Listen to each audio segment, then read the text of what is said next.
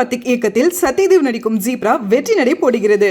Game on solution, south India's #1 turf construction company. Mad Rabbit, India's finest audio wearable brand, starting at 999. எனக்கு என்ன hurt ஆச்சுன்னா, இந்த association ஆரம்பிச்சு 4 வருஷம் மேலே போயிட்டு இருக்கு. இந்த 4 வருஷத்துல கிட்டத்தட்ட 50க்கும் மேற்பட்ட லெட்டர்ஸ்ல நாங்கள் டிஜிட்டல் சிக்னேச்சரா பாரதி ராஜாசம் யூஸ் பண்றோம். ஓகே, அந்த டிஜிட்டல் சிக்னேச்சர் யூஸ் பண்ணி தான் 50க்கும் மேற்பட்ட லெட்டர் நம்ம கொடுத்துருக்கோம். அவருக்கு டிமென்ஷியா இருக்கு, அவருக்கு மெமரி இல்லாத போது இவங்க வந்து டிஜிட்டல் சிக்னேச்சர் போய் ஃபோர்ஜரியா பண்றாங்க. அது எவ்வளோ பொய்யான ஒரு தகவலை வந்து ஊடகங்களை பரப்பி, அதுவும் எப்படிப்பட்ட விஷயம்னா ஒரு தனிமனித தாக்குதல். அதில் தனஞ்சயன் தான் இதெல்லாம் பண்ணாருன்னு உங்களுக்கு என்ன தெரியும்? என்ன சங்கத்துக்குள்ள நடக்குது உங்களுக்கு எப்படி தெரியும்? நீங்கள் சங்க மீட்டிங் வந்தீங்களா? ஈசி மீட்டிங்கா? நீங்கள் மெம்பரா? உங்களுக்கு என்ன தெரியும் இந்த சங்கத்தை பற்றி? மோசர் பை என்டர்டெயின்மெண்ட் வந்து பிசிடி டிவிடி கொண்டு வரணும் ஆரம்பித்த பிறகு அந்த டிவிஷன் நாங்கள் வந்து நம்பர் 1 மாறுறோம். அதாவது நாங்கள் தான் வந்து மிகப்பெரிய படங்களை மலையாளம், தெலுங்கு, தமிழ் அப்படின்னு ஆரம்பித்து ஹிந்தி வரையும் பார்த்தீங்கன்னா மிகப்பெரிய லெவலில் நிறைய கண்டென்ட்டை 35 ரூபா டிவிடியெல்லாம் கொண்டு வந்தோம். 28 ரூபா சிடி பிசிடி, 35 ரூபா டிவிடின்னு கொண்டு வரோம். இப்போ 2009 வரையும் சமாளிச்சுட்டே இருந்தோம். 2010 மிகப்பெரிய லெவலில் அவங்க கொலாப்ஸ் ஆகிட்டாங்க. சம்பளமே கொடுக்க முடியாத ஒரு சுச்சுவேஷனில் பேரண்ட் கம்பெனி மாறுது. அப்போ நான் வந்து என்ன ஆச்சுன்னா, எனக்கு டிஸ்னி யூடிவிலேருந்து ஒரு ஆஃபர் இருக்குது. ஸோ நான் வந்த பிறகு மோசர் பை என்டர்டெயின்மெண்ட் 4 வருஷம் ரன் ஆகிட்டு இருந்தது. அது பிறகு வந்து 2019 வரையும் அந்த கம்பெனி ரன் ஆச்சு. இல்லை தனஞ்சயன் எங்கே க்ளோஸ் பண்ணார், எங்கே பூட்டு போட்டார். யூடிவி மோஷன் பிக்சர்ஸ் நான் ஜாயின் பண்ணும்போது ரோனி ஸ்க்ரூவலா ஓனர். 2010 எண்டில் ஜாயின் பண்ணுறேன். 11-12 நாங்கள் போகும்போது அவர் டிஸ்னிக்கு விற்கிறார். டிஸ்னியை டேக்கன் ஓவர் ஹாட் ஸ்டார். அது பிறகு வந்து ஜியோ. இன்னைக்கு வந்து it's called Disney Jio company. யூடியூபை க்ளோஸ் பண்ணிட்டாருன்னு ஒருத்தர் போடுறாரு. எனக்கு சிரிப்பாக வருது. டிஸ்னி அவ்வளோ பெரிய கம்பெனியா இன்னைக்கு? எங்களை பொறுத்தவரை 5 மிகப்பெரிய வெற்றி எங்களுக்கு. நான் சிகப்படைத்த மிகப்பெரிய வெற்றி. கலகலப்பு எங்களோட பெரிய வெற்றி. தீயா வேலை செய்யணும் பெரிய வெற்றி. முகமூடி படம் ஃப்ளாப்புன்னு சொன்னால எங்களுக்கு பிரேக் ஈவன் படம். நாங்கள் லாஸ் அடையலை. ஸோ கடைசியாக நான் பண்ண படம் இருந்துச்சுட்டு, அதுவும் மிகப்பெரிய வெற்றி அடைஞ்ச படம். இப்படி யூடியூபை பொறுத்தவரையும் நிறைய வெற்றி படங்கள் நம்மளுக்கு கிடைச்சிது. ஒரு லீகல் நோட்டீஸ் ஒன்று பார்த்தோம். அதில் வந்து ஒரு கார்ப்பரேட் கரியர் பற்றியும் உங்களோட ஜேர்னி ஆஃப் லைஃப் பற்றியும் இருக்குது. அதுலேயுமே ஒரு சில யூடியூப் சேனல் சொன்ன ஸ்டேட்மெண்ட்ஸ், அவங்களுக்கு நீங்கள் சொன்ன விஷயங்கள்னு சொல்லிட்டு அது நிறைய விஷயங்கள் அது லீகல் நோட்டீஸ் இருந்தது. அது ரீசெண்டாக கான்ட்ரவர்சியும் ஆச்சு, வைரலும் ஆச்சு. அது ரெண்டுலேயுமே மாற்றுக்கிறது கிடையாது. ஆனால் அது பற்றின உங்கள் ஸ்டேட்மெண்ட் என்ன? அது எதனால், எங்கேருந்து வந்துச்சு? அது வாட்ஸ் யுவர் ஒப்பீனியன் வந்துச்சு? அது வந்து லீகல் நோட்டீஸ் கிடையாது, அது ஒரு பப்ளிக் நோட்டீஸ். அந்த பப்ளிக் நோட்டீஸில் நாங்கள் என்ன சொல்ல வந்தோம் அப்படின்னா, லீகலாக சில பேர் பேசுறது வந்து ரொம்ப தப்பாக இருக்குது. நீங்கள் வந்து பொதுவாக ஒரு அசோசியேஷனை பற்றி பேசலாம். அசோசியேஷன் வந்து இப்படி டெசிஷன் எடுக்கிறாங்களே, இப்படி வந்து நீங்கள் ரிவ்யூஸ் வேணாம் சொல்கிறீங்களே, இப்போ ஆடியன்ஸ் ரிவ்யூ வேணாம் சொல்கிறீங்களே, 3 நாள் ரிவ்யூ வேணாம் சொல்கிறீங்களே, இது எப்படி நீங்கள் டெசிஷன் எடுக்கிறீங்க இப்படிலாம் சொல்லலாம். அதில் தனிப்பட்ட மனிதராக ஒருத்தரை வந்து நீங்கள் வந்து டார்கெட் பண்ண முடியாது. ஏன்னா ஒரு அசோசியேஷன் என்பது தனிப்பட்ட மனிதர் கிடையாது. இப்போ நான் தனியால் கிடையாது. அதில் வந்து நிறைய பேர் அங்கமாக இருப்பாங்க. அதில் வந்து ஆஃபீஸ் பேரர்ஸ் இருக்காங்க, ஈசி மெம்பர்ஸ் இருக்காங்க. உங்களுக்கு தனிப்பட்ட ஏதோ ஒரு காரணம், என் பேரில் ஒரு வெஞ்சன்ஸ் இருக்கோ, ஏதோ ஒரு ரீசன் இருக்கு வச்சிங்களேன், அதுக்காக டார்கெட் பண்ணி இவர் தான் இதெல்லாம் பண்ணுறாரு, இவர் தான் இதை வந்து இந்த மாதிரி நோட்டீஸ் எல்லாம் அனுப்புகிறாரு, இவர் தான் இதெல்லாம் ப்ரிப்பேர் பண்ணுறாரு அப்படின்னா, ஒரு அசோசியேஷனில் பார்த்தீங்கன்னா ஒருத்தர் ப்ரிப்பேர் பண்ணுவாங்க. டாக்குமெண்ட்டை ப்ரிப்பேர் பண்ணுறது ஒருத்தர் பண்ணுவாங்க. அதை எல்லா ஆஃபீஸ் பேரர்ஸும் படிப்பாங்க. படிச்சுட்டு அவங்களுடைய கருத்துக்களை சொல்லி என்னென்ன சேஞ்சஸ் பண்ணணும்னு சொல்லுவாங்க. அது பிறகு சேஞ்ச் பண்ண பிறகு ஃபைனலாக வரும். அப்போ அதை ப்ரிப்பேர் பண்ணுறது அவர் மட்டும் தான் பொறுப்பு. அதுக்கு it's just like business agreement தான். லைக் எல்லாரும் சேர்ந்து பண்ணுவாங்க. இப்போ ஒரு லீகல் டிபார்ட்மெண்ட்டில் ஒன்று ப்ரிப்பேர் பண்ணுற மாதிரி யாராவது ஒருத்தர் ப்ரிப்பேர் பண்ணுவாங்க. இப்போ எந்த ஒரு இதுவாக இருந்தாலும் பார்த்தீங்கன்னா, எங்கள் ஆஃபீஸ் அசோசியேஷனை பொறுத்தவரையும் தமிழ் ஃபிலிம் ஆக்டிவ் ப்ரொடியூசர் அசோசியேஷனில் நாங்கள் வந்து பெரிய நம்பர் ஆஃப் ஸ்டாஃப்லாம் வைக்கல. ஒரு 3-4 பேர் தான் ஒர்க் பண்ணுறோம். இப்போது மினிமம் காஸ்ட், மேக்ஸிமம் எஃபிஷியன்சி, இதுதான் வந்து Tamil film active producer association. ஒரு அசோசியேஷன் வந்து அப்படி தான் இயங்கும். ஆஃபீஸ் பேரர்ஸும் பிசி மெம்பர்ஸும் அவங்க பாயிண்ட் ஆஃப் வியூலாம் சொல்லுவாங்க. இப்போது அதில் சிக்னேச்சர் வரும்போது எனக்கு என்ன ஹர்ட் ஆச்சுன்னா, இந்த அசோசியேஷன் ஆரம்பிச்சு 4 வருஷம் மேலே போயிட்டு இருக்கு. இந்த 4 வருஷத்தில் கிட்டத்தட்ட 50க்கும் மேற்பட்ட லெட்டர்ஸில் நாங்கள் டிஜிட்டல் சிக்னேச்சராக பாரதி ராஜாசம் யூஸ் பண்ணுறோம். ஓகே, இந்த லெட்டருக்கு இல்லை, இப்போ வந்து ரிவ்யூஸ்க்கு பண்ணுறதுக்கு இல்லை. நீங்கள் போயிட்டு எங்களுடைய எல்லா ட்விட்டரும் பார்த்தீங்கன்னா, நாங்கள் வந்து அசோசியேஷனில் போடுற எல்லா லெட்டர்ஸுமே பார்த்தீங்கன்னா, அவர் எங்களுக்கு முதல்லயே வந்து என்ன சொல்லுவார்னா, என்னால் வந்து அவந்தெல்லாம் சைன் பண்ண முடியாது, இல்லை என்னை தேடி வர வேணாம், நான் தேனி போகிறேன், அங்கே போகிறேன், நான் சுற்றிட்டே இருப்பேன்ப்பா, நீங்கள் ஒன்று பண்ணுங்கள், டிஜிட்டல் சிக்னேச்சர் எடுத்துகிட்டு உங்கள் லெட்டரில் அதை யூஸ் பண்ணுங்கள், ஆனால் எனக்கு ஒரு வார்த்தை மட்டும் சொல்லுங்கள். அதாவது எனக்கு ஃபோன் பண்ணி இந்த விஷயம் நான் பண்ணுறேன், அதாவது இந்த மாதிரி ஒரு விஷயத்தை நாங்கள் முன்னெடுத்துருக்கோம், அந்த முன்னெடுக்கிறதுக்கு வந்து நாங்கள் டிஜிட்டல் சிக்னேச்சர் யூஸ் பண்ணுறோம் அப்படின்னு சொல்லிவிடு. எனக்கு தெரியணும்ல, நாளைக்கு ஏதாவது ப்ரெஸ்ஸில் கால் பண்ணால் நான் பதில் சொல்லணும், அவ்வளோதானே தவிர மற்றபடி வந்து நீங்கள் பண்ணக்கூடாதுன்னு அவர் சொல்ல. அந்த டிஜிட்டல் சிக்னேச்சர் யூஸ் பண்ணி தான் 50க்கும் மேற்பட்ட லெட்டர் நம்ம கொடுத்துருக்கோம். இதுவரையும் 50 கம்மியாக சொல்கிறேன். ஏதாவது 4 வருஷத்தில் எத்தனை லெட்டர் போயிருக்கோ அதெல்லாம் வந்து டிஜிட்டல் சிக்னேச்சர் ஆஃப் திரு பாரதி ராஜா சாரோட தான் போயிருக்கோம். இப்போ இந்த லெட்டர் இஷ்யூ பண்ணும்போது திடீர்னு யாரோ ஒருத்தர் அவருக்கு ஒரு இன்புட் கொடுக்குறாரு வச்சுங்களேன், ஒரு யூடியூபருக்கு, அவர் உடனே இது வந்து ஃபோர்ஜரி பண்ணி அவரோட சிக்னேச்சர் இஷ்யூ பண்ணாங்கன்னா எவ்வளோ ஒரு பொய்யான ஒரு தகவல். இத்தனை தடவை போயிட்டு இருக்கு, இத்தனை லெட்டர் உங்களுக்கு கண்ண தெரியல, இந்த லெட்டர் மட்டும் வந்து பொய்யான அவரை ஃபோர்ஜரி பண்ணுவாங்களா? அவர் டிஸ்லிசன்ஸ் எப்போதும் போயிட்டு இருக்கு. இப்போ நான் இந்த ஒரு லெட்டர் இஷ்யூ பண்ணணும்னு வந்து நம்ம அசோசியேஷனில் டிசைட் பண்ணுறாங்க, இந்த மாதிரி ஒரு நோட்டீஸ் கொடுங்க அப்படின்னும் போது இப்போ திருப்பி சாருக்கு சொல்லிட்டீங்களா அப்படி தான் நம்ம கேட்போம். இப்போ லெட்டர் பிரிண்ட் எடுக்கும்போதே என்ன பண்ணுவாங்கன்னா ஃபோன் பண்ணி கேட்பாங்க. அது வந்து ஜெனரல் செக்ரட்டரி திரு டி சிவா சார் தான் அது இன்சார்ஜ். அவரும் சொல்லுவார் நான் சார்கிட்ட பேசிக்கிறேன்னா அவர் பேசிட்டு அவர் எங்களுக்கு இன்ஃபர்மேஷன் கொடுக்குறாரு. சரின்னு அது பிறகு அந்த லெட்டரில் அவர் மட்டும் இல்லாமல் பாரதிராஜா சாருடைய டிஜிட்டல் சிக்னேச்சர் மட்டும் இல்லாமல் திரு தியாகராஜ சாருடைய சிக்னேச்சர் இருக்குது, ஒர்க்கிங் பிரசிடென்ட் சிக்னேச்சர் இருக்குது, டி சிவா சாருடைய சிக்னேச்சர் இருக்குது. ஏன்னா அவங்க இங்கே இருக்காங்க, அவங்ககிட்ட நம்ம வாங்கிடலாம். அவங்க வந்து மீதி பேர்லாம் பாரதிராஜா சார் மட்டும் தான் அங்கங்கே ட்ராவல் பண்ணுறாரு சொல்லிட்டு நம்ம வந்து இப்படி பண்ணிக்கிறோம். அது பிறகு அதுக்கு என்னென்ன மாதிரி இட்டு கதை இல்லைன்னா பாரதிராஜா சாருக்கு வந்து டிமென்ஷியா மாதிரி அவருக்கு மெமரி இல்லை இப்படியெல்லாம் போய் அவர் மலேசியாவில் அவரோட ஃபேமிலியோட இருக்காரு. நேற்று கூட என்கிட்ட பேசியிருந்தாரு. சண்டே அன்னைக்கு எனக்கு ஃபோன் பண்ணிட்டு இந்த விஷயம்லாம் சில இதெல்லாம் பேசும்போது அவர் சொன்னார், இதெல்லாம் பெருசாக எடுத்துக்காத தரஞ்சு, நீ இப்படி சீரியஸாக எடுத்துக்கிற, நான் வந்து பேசுகிறேன் அப்படின்னாரு.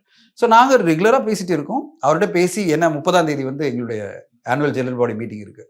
இப்போ ஆனுவல் ஜெனரல் பாடி மீட்டிங்கில் அவர் கலந்துக்கணுன்றதுக்காக தான் நான் கால் பண்ணேன் சண்டே அன்னைக்கு. சார் நீங்கள் கண்டிப்பாக வந்தாகணும் அப்படின்னா, இல்லை நான் வந்துடுறேன் அப்படின்னாரு.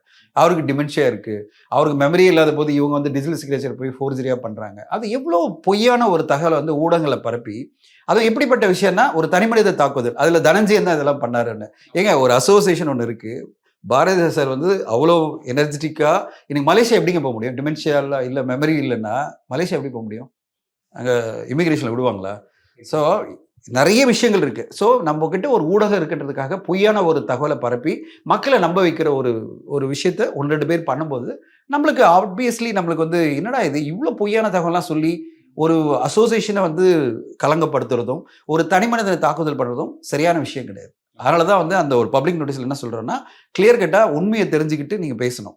அதுவும் என்ன தனிமனித தாக்குதல் பண்ணுறது வந்து அப்சல்யூட்லி அன்அக்செப்டபிள். எனக்குன்னு ஒரு ரெப்புடேஷன் இருக்குது. நீங்கள் தவறுதலான புரிதல் யாரோ ஒருத்தர் உங்களுக்கு சொல்லிக் கொடுத்தோ இல்லை நீங்களா வந்து என் பேரில் இருக்கிற தனிப்பட்ட ஒரு என்ன சொல்கிறது வன்மத்திலேயே நீங்கள் பண்ணுறீங்கன்னா that I am not going to take it line love.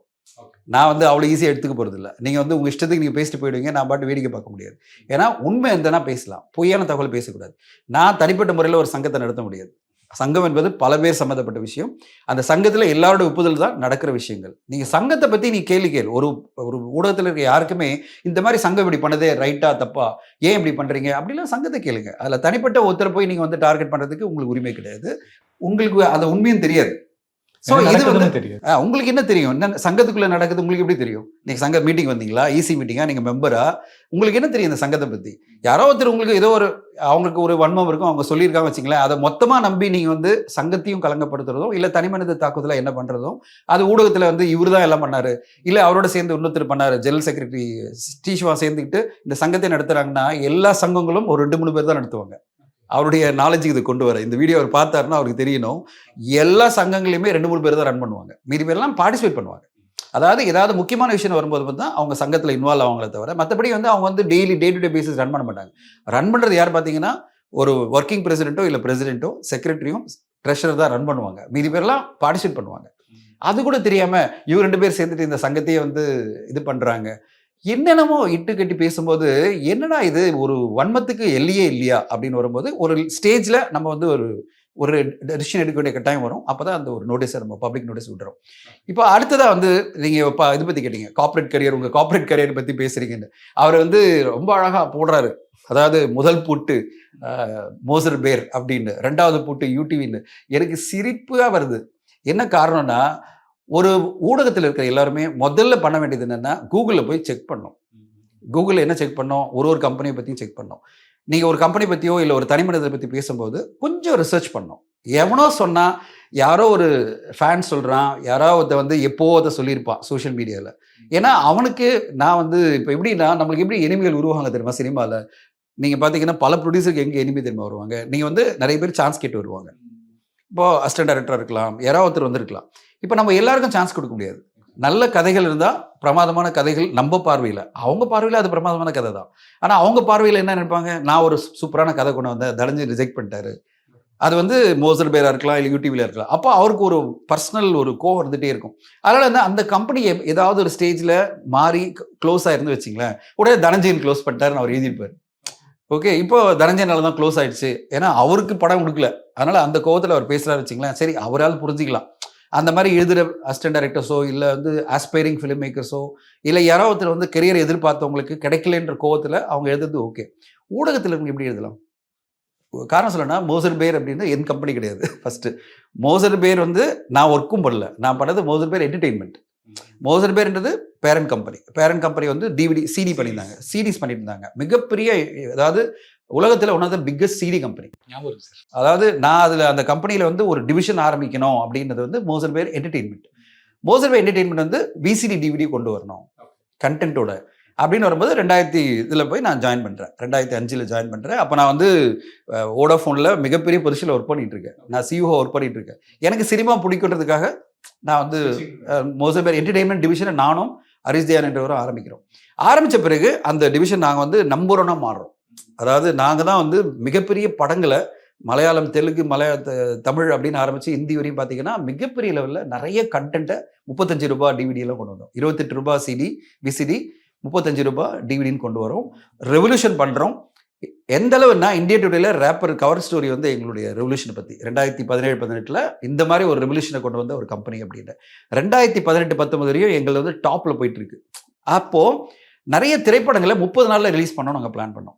அதில் ஒரு படம் தான் நாங்கள் பண்ணது வந்து மொழியெல்லாம் 30 நாள்லேயே விசிடி டிவிடி கொண்டு வரணும்னு பிளான் பண்ணும்போது ப்ரொடியூசர்ஸ் வரமாட்டேன்றாங்க. 30 நாளில் வந்து டிவிடி கொடுக்கறது ரெடி இல்லை. அப்போ நம்மளே ஒரு தயாரித்து நம்ம வந்து அந்த படங்களை 30 நாளில் டிவிடியில் கொண்டு வரலான்னு வரும்போது தான் ஒரு டிவிஷனாக 2007 நாங்கள் ஆரம்பிக்கிறோம். 2005 ஆரம்பித்த கம்பெனி 2007 சினிமா என்பது சைடு தான். மெயின் பிஸ்னஸ் நம்மளுக்கு என்ன, விசிடி டிவிடி விற்கிறது தான், நாட் பிளாங்க் கிடையாது. பிளாங்க் வந்து அந்த மெயின் கம்பெனி கண்டென்ட் விற்கிறது தான். நம்ம கண்டென்ட் விற்கிறது மட்டும் தான் நம்ம வேலை. அதுக்கு என்ன பண்ணுறோம், கேட்டலாக்லாம் வாங்குறோம், 10,000 கேட்டலாக் வாங்குறோம். தமிழில் மட்டுமே 2000-3000 டைட்டில்ஸை ரிலீஸ் பண்ணுறோம். ஸோ என்னுடைய வேலை ஃபுல்லாக சேல்ஸ் அண்ட் மார்க்கெட்டிங். எதாவது கண்டென்ட் நாங்கள் வந்து விசிடி டிவிடியை கொண்டு வந்திருக்கோமோ அதை விற்கிறது மட்டும் தான் வேலை. அது யாருமே ப்ரொடியூசர்ஸ் தரமாட்டேன்றாங்க. 30 நாளில் டிவிடி கொண்டு வரதுக்கு தரமாட்டேன்றாங்க வரும்போது அப்போது மேனேஜ்மெண்ட் டிஸ்ட்ரிபியூட் பண்ணுறாங்க. சரி, நம்ம சினிமா நம்மளே எடுத்து நம்மளே 30 நாளில் ரிலீஸ் பண்ணால் எப்படி இருக்கும் அப்படின்னு நாங்கள் என்ன பண்ணுறோம், ரிலீஸ் பண்ண ஆரம்பிக்கிறோம். அந்த ரிலீஸ் பண்ண கண்டென்ட் வந்து ஒரு படமாக நாங்கள் ஆரம்பிக்கிற போது அது காரணமே இதுதான், 30 நாளில் டிவிடி கொண்டு வரணும். அந்த ஒரு ரீசன் தவிர மற்றபடி எதுவுமே இல்லை. நம்ம சினிமா தயாரிப்பில் தான் போகணுன்ற எண்ணத்திலேயே கிடையாது. ஏன்னா நம்முடைய மெயின் பிஸ்னஸ் அது இல்லை. அப்போ அது கரெக்டாக அது ஆரம்பித்து போயிட்டே இருக்கும்போதுன்னா அதுனா அப்போ தான் படங்கள் எடுக்கிறோம். ஹிந்தியில் எடுக்கிறோம், மலையாளத்தில் எடுக்கிறோம், மலையாளத்தில் படம் எடுத்தோம், அப்புறம் வந்து தெலுங்கில் எடுக்கிறோம். அப்புறம் வந்து எல்லா இதுலேயும் அதில் வந்து எல்லாத்துக்கும் நானும் என்னுடைய இன்னொருத்தர் கலீக் 2 பேர் தான் அதுக்கு வந்து ஃபவுண்டர்ஸ். ஸோ நாங்கள் பண்ணிகிட்டே இருக்கும்போதுனா அதுனா பேரண்ட் கம்பெனி கொலாப்ஸ் ஆகுது. பிளாங்க் சிடி கம்பெனி 2000 மோசர் பேர், not Moser Baer entertainment. 2009 Moser பேருக்கு வந்து ஒரு மிகப்பெரிய ஐடியா. அவங்களுக்கு வந்து என்ன சொல்லுவாங்க, டாக்ஸஸ் போடுறாங்க. ஒரு கவர்மெண்ட்டுக்கு அவங்களுக்கு ஒரு சின்ன ப்ராப்ளம் வருது. அந்த சிடி கம்பெனியை கொலாப்ஸ் ஆகும்போது அவங்களால ஃபர்தராக மோசர் பேர் என்டர்டெயின்மெண்ட்டில் இன்வெஸ்டே பண்ண முடியல. அப்போ தான் 2009 எங்களுக்கு சிக்கல் வர ஆரம்பிக்குது. இன்வெஸ்ட்மெண்ட்டே வரல. இந்த சினிமா இண்டஸ்ட்ரி பொறுத்தவரையும் நான் இப்போ எங்கன்னு வச்சுக்கலாம், இங்கே நான் தொடர்ந்து பணம் இல்லாமல் இயங்க முடியாது. ஏன்னா பணம் வந்துட்டே இருக்கணும். பணம் வந்துட்டே இருந்தால் தான் படங்கள் எடுக்க முடியும். படம் வந்துட்டே இருந்து பணம் எடுத்துகிட்டே இருந்தால் தான் நீங்கள் தொடர்ந்து பயணிக்க முடியும். வரும்போது எங்களுக்கு பணம் வரல. இப்போ 2009 வரையும் சமாளிச்சுட்டே இருந்தால் 2010 மிகப்பெரிய லெவலில் அவங்க கொலாப்ஸ் ஆகிட்டாங்க. சம்பளமே கொடுக்க முடியாத ஒரு சுச்சுவேஷனில் பேரண்ட் கம்பெனி மாறுது. எம்ப்ளாயிஸ் வந்து கிட்டத்தட்ட 5000 எம்ப்ளாயிஸ் இருக்காங்க. அவ்வளோ பெரிய கம்பெனி. நாங்கள் 150 பேர். என்டர்டெயின்மெண்ட் டிவிஷன் வந்து ரொம்ப சின்ன கம்பெனி. ஸோ எங்களுக்கு வந்து ரொம்ப பெரிய ஷாக் இது. இவ்வளோ பெருசாக பிரச்சனை வந்துச்சு இந்த கம்பெனிக்கு வரும்போது. அப்போ நான் வந்து என்ன ஆச்சுன்னா, எனக்கு டிஸ்னி யூடிவிலேருந்து ஒரு ஆஃபர் வருது. தனஞ்சயன், நாங்கள் உங்களோட ஒர்க்கெல்லாம் பார்த்தோம். அப்போ நான் பாம்பேல தான் இருக்கேன். அவங்க ஒன்று ஆஃபர் பண்ணாங்க. நாங்கள் ஃபிலிம் ப்ரொடக்ஷனை வந்து ரொம்ப சீரியஸாக பண்ண போகிறோம் சவுத்தில். நீ வந்து சவுத் இந்தியன் தானே, நீ வந்து வர முடியுமா அப்படின்னு வரும்போது நான் ஒரு எம்ப்ளாயி, அங்கே வந்து ஒரு எம்ப்ளாயி, ஓனர் கிடையாது.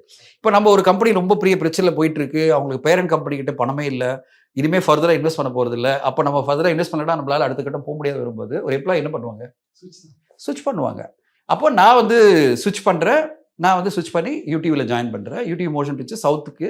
அப்போ என்னை சென்னை மூவ் பண்ணுன்றாங்க. முதல் முறையாக பாம்பேலேருந்து நான் சென்னை மூவ் பண்ணுறேன் 2010. ஸோ நான் வந்த பிறகு மோசர் பேர் என்டர்டெயின்மெண்ட் 4 வருஷம் ரன் ஆகிட்டு இருந்தது. அது பிறகு வந்து 2019 வரையும் அந்த கம்பெனி ரன் ஆச்சு. எது, மோசர் பேர். அப்புறம் தான் வந்து கவர்மெண்ட்டே வந்து லிக்விடேஷன்லாம் பண்ணாங்க. ஸோ 10 வருடம் நான் அங்கே வந்த பிறகு 4 வருஷம் என்டர்டெயின்மெண்ட் கம்பெனி ரன் ஆகிட்டு இருந்தது. அவங்க படங்கள் ரிலீஸ் பண்ணியிருந்தாங்க. ஏன்னா அவங்க ஏற்கனவே எடுத்த படம்லாம் இல்லை. தனஞ்சயன் எங்கே க்ளோஸ் பண்ணார், எங்கே பூட்டு போட்டார். தனஞ்சயன் எப்படி இன்வால்வ் அதில். Dhananjayan is one among the people. நாங்கள் ஃபிலிம் ப்ரொடக்ஷன் எங்களுடைய கோர் ஜாப்பே கிடையாது.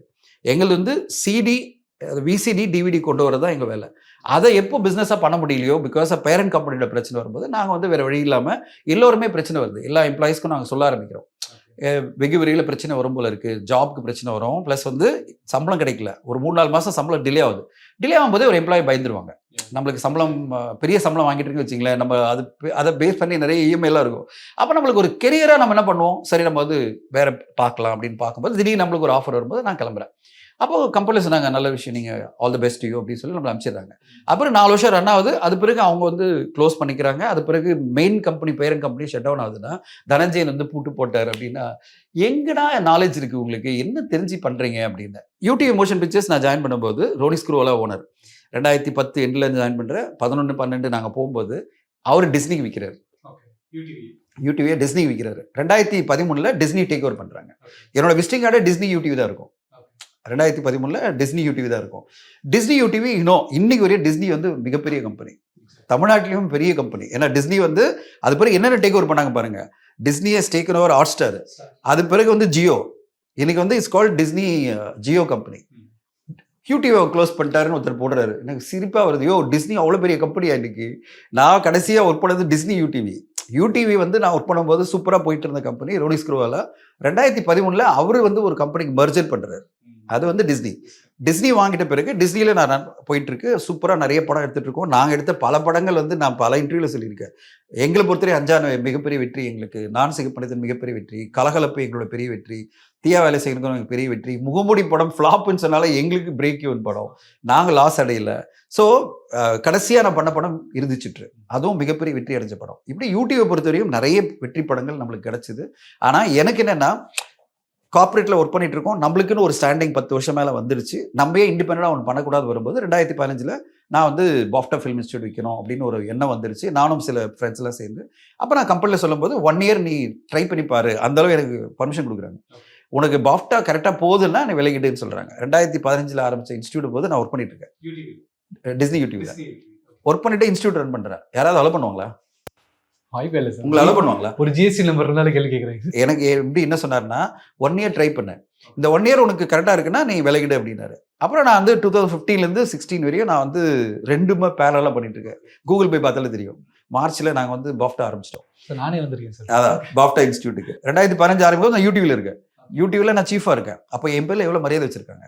அவங்க என்ன சொன்னாங்க, ஓகே நீ ட்ரை பண்ணாங்க. எனக்கு 1 year பெரிய லெவலில் நம்மளுக்கு ரெஸ்பான்ஸ் வந்த உடனே நான் 2014 விலகிறேன்னு சொல்லும்போது சரி இறுதி சுற்று கடைசி படமா நீ பண்ணிட்டு போ அப்படின்னாங்க.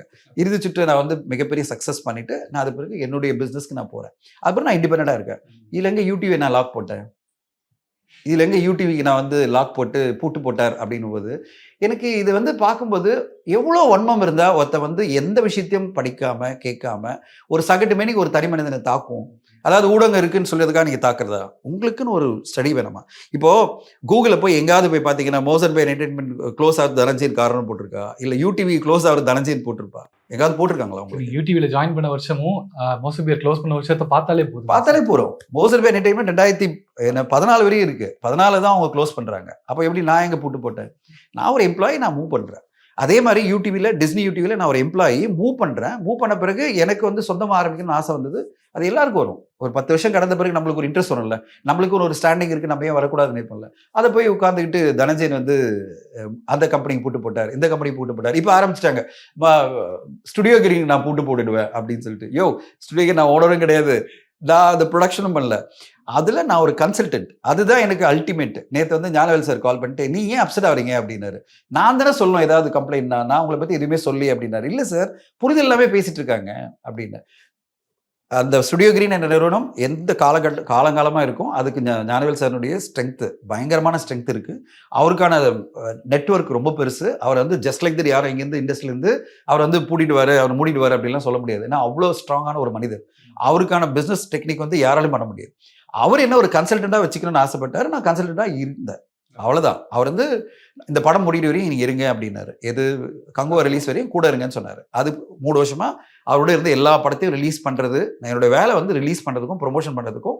அது பிறகு நேராக அந்த லாஸ்ட் டெலிவரி சொல்லுவாங்களே, கண்டென்ட் டெலிவரி. இன்றைக்கி பார்த்தீங்கன்னா எனக்கு தங்கலான் வந்து ஓடிடியில் வந்துடுச்சு, இது வந்து கங்குவா வந்து அமேசானில் வந்துடுச்சு. இதெல்லாம் என்னோட வேலை முடிஞ்சிருச்சு.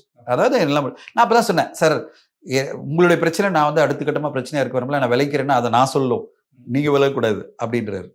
இல்லை சார் எனக்கே வந்து தேவையில்லாமல் இரிட்டேட் பண்ணுறாங்க, நான் வந்து விளைக்கிறேன் அப்படின்னு 4 மாதமாக சொல்லிட்டு இருக்கேன். இல்லை அதெல்லாம் டிசைட் பண்ணாதீங்க, நான் உங்களுக்கு சொல்கிறேன், எனக்கு தேவையில்லைன்னா நானே சொல்கிறேன், நீங்கள் விளைங்க அப்படின்றார். அப்போது அவர் எவ்வளோ சாட்டிஸ்ஃபைடாக இருந்தால் நம்மளை வந்து கூட இருக்கணும்னு ஆசைப்படுறாரு. கரெக்டுங்களா? இல்லைனா அவர் இல்லை சார் உங்களால் எனக்கு நிறைய பிரச்சனை விலகுங்க அப்படி தானே ஃபஸ்ட்டு சொல்லுவார். ஸோ இந்த இண்டஸ்ட்ரி எப்படி இருக்குன்னா, ஊடகங்கள் அப்படின்றது எந்த ஒரு ரிசர்ச்சும் பண்ணாமல், எதையும் படிக்காமல் பார்க்காம, எந்த இது இல்லாமல் தனிமனித தாக்குதல் பண்ணணும், ஒருத்தர் ஹர்ட் பண்ண நினைக்கிறது தான் இந்த பப்ளிக் நோட்டீஸ்க்கான அடிப்படை காரணம். இவ்வளோ பெரிய லிங்கான ஒரு எக்ஸ்பிளனேஷன் இதுக்கு கொடுக்குறேன்னா, அட்லீஸ்ட் இந்த எபிசோடு மூலமாக இது பார்க்குறவங்க கொஞ்சமாவது புரிதலோட நிறுத்திக்கலாம், இது மாதிரி கொஞ்சம் தேடி பிடிச்சி படிச்சுட்டு அப்புறம் பேசலாம் நினைப்பாங்கன்னு எதிர்பார்க்குறேன். சார் இந்த லிங்கை விட சார் நீங்க அந்த பப்ளிக் நோட்டீஸ்ல கொடுத்த ஸ்டேட்மெண்ட் சார் 24 மணி நேரத்துக்குள்ள அப்படின்னு சொல்லிட்டு சட்ட பிரிவுகள்லாம் போட்டு ஆரம்பிச்சு அதுவே அவங்களுக்கு ட்ரிகர் ஆயிருக்கும் ஆப்வியஸ்லி.